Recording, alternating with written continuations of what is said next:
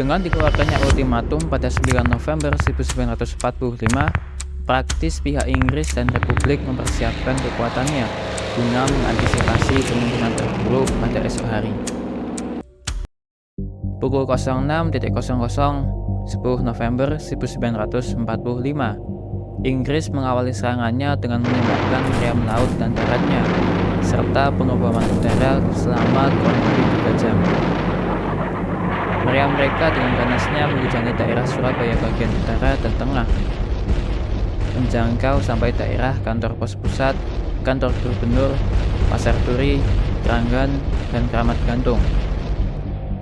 Setelah pengeboman berakhir, Inggris dengan pembagian 2 pasukan di sisi Sungai Kalimas, Gurkha dan India melakukan pergerakan melingkar guna merebut jembatan Vewerda.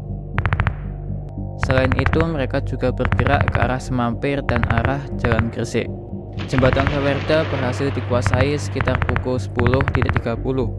Pasukan kemudian dipencar ke beberapa titik. Mereka bergerak ke arah Jalan Kebalen, Stasiun Benteng, Nyamplungan, Sawah Bulo, dan Pegirian. Kompleks pabrik dan teater Sampurna di Kebalen dipertahankan oleh para pemuda yang berjumlah 100 orang. Pertempuran kemudian pecah dengan tank dan infanteri musuh. Pertempuran ini menjadi tempat pertama jatuhnya korban di pihak Republik. Karena tekanan yang kuat dari musuh, para pejuang kemudian mundur ke Pesapen lalu ke Viadak. Pada hari pertama ini pula, pejuang kita berhasil menembak jatuh 1 pesawat musuh yang terbang di atas stasiun Tandes. Keesokan harinya, Inggris bergerak maju, menguasai Polrestabes Surabaya dan kantor pos pusat, kemudian menyerang stasiun Benteng. Tempat-tempat tersebut dipertahankan dengan gigih oleh para pejuang. Kantor pos sendiri selalu berganti kepemilikannya.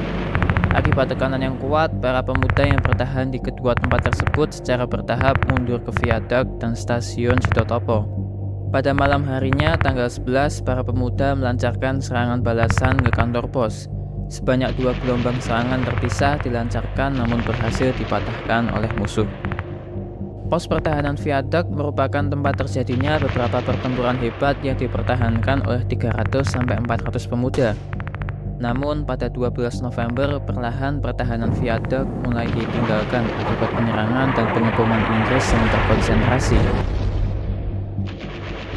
Gedung kantor pos juga dibakar oleh pemuda agar tidak ditempati kembali oleh musuh. Pada tanggal 13, Inggris hanya mendapatkan sedikit kemajuan di sekitar Viadak akibat gigihnya perlawanan para pejuang. Paginya tanggal 14, Inggris menghujani stasiun Gubeng dan stasiun Wonokromo yang mengakibatkan timbulnya korban jiwa serta rusaknya beberapa lokomotif. Pasukan Gurkha yang berada di barat Kalimas berhasil dipukul mundur. Pemuda kemudian melakukan serangan di atas jembatan Surabaya Kota namun gagal. Siang harinya, stasiun Surabaya Kota dan stasiun Sitotopo berhasil dikuasai oleh Inggris setelah pertempuran hebat. Pemuda kemudian mundur ke pertahanan rel di Jalan Ngaglik dan daerah Kenjeran. Pada hari ini pula, Viadak serta gedung gubernur berhasil dikuasai Inggris. Inggris kemudian mencoba melakukan infiltrasi ke arah Surabaya Hotel, namun berhasil digagalkan oleh pejuang. Malamnya, para pejuang kita melakukan serangan balasan dengan menembakkan meriam ke arah markas Brigade Inggris di kantor gubernur yang mereka kuasai pada hari ini. Kemudian pada hari kelima pertempuran, Inggris berhasil menguasai alun-alun Contong, dilanjutkan pergerakan ke Gemblongan dan Baliwerti. Kontak senjata terjadi di mana para pejuang bertahan di PLN UP3 Surabaya Utara atau Gedung Aniem. Pertahanan di stasiun Pasar Turi akhirnya berhasil dijebol pada 16 November. Bersamaan dengan itu, Keranggan dan Siola terjadi pertempuran hebat. Tanggul pertahanan kereta di daerah Kapasan dan Sitotopo pada hari itu disusur kembali oleh Inggris. Pada hari ke-7, Inggris mengakui ketangguhan para pejuang kita, yang sebelumnya mereka anggap hanya sebagai no higher than a third grade partisan army. Pada hari ini juga Inggris menyebarkan pasukan barunya di Surabaya.